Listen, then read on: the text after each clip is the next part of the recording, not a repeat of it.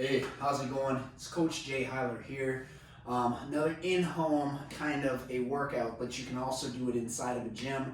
This is going to be what I call the trap push-up. I absolutely love this workout for stability and also working the postural muscles. Okay, so that's the posterior chain. That's everything that comes behind you.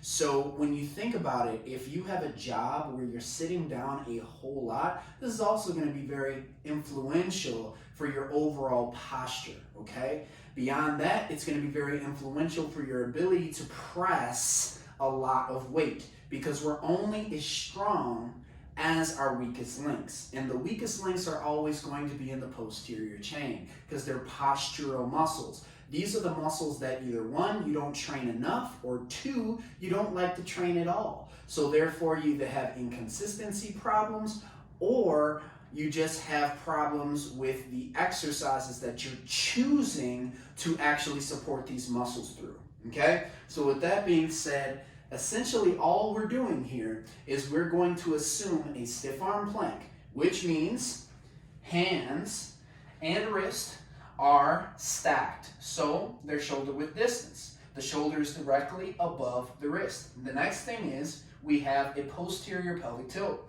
So we're going to flex our abdominals and drive our pelvis, which is right here, okay, forward. All right?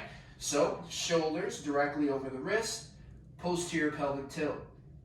Next one, we drive leg back, flex your quadricep muscle, and then the next leg back, flex your quadricep muscle.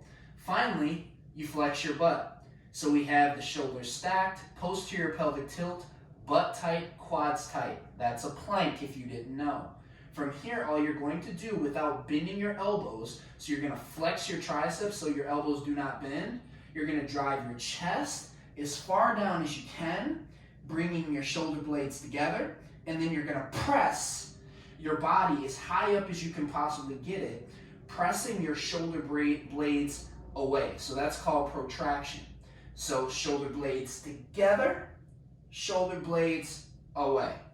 Shoulder blades together, shoulder blades away. Shoulder blades together, shoulder blades away. Inhale down, exhale up. Now, you're going to want to do that without losing the quadricep tension, the glute tension, the posterior pelvic tilt, and of course the stacking of the joints.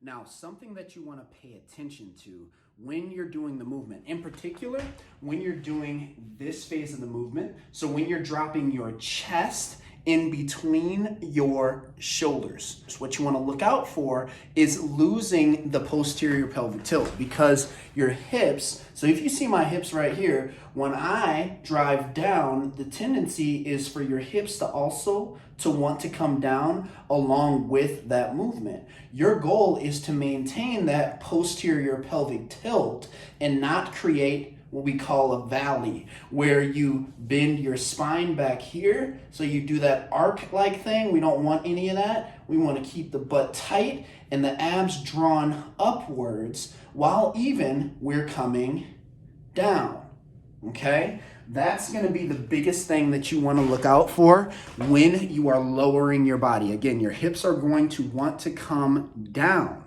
okay? That's because of gravity. And the movement is as simple as this. Boom, boom, boom, boom, boom, boom. And of course, we're locking out our tricep so we can't bend the elbow. Because if we bend the elbow, then we're in a push-up. I'm also going to show a little video here of one of my clients doing it so you can get a different perspective. Good. Shoulder blades together, shoulder blades away. Good. Together, push away. Good.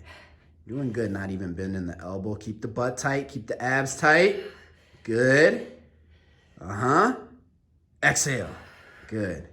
Let's get strong. Stay strong. Stay strong.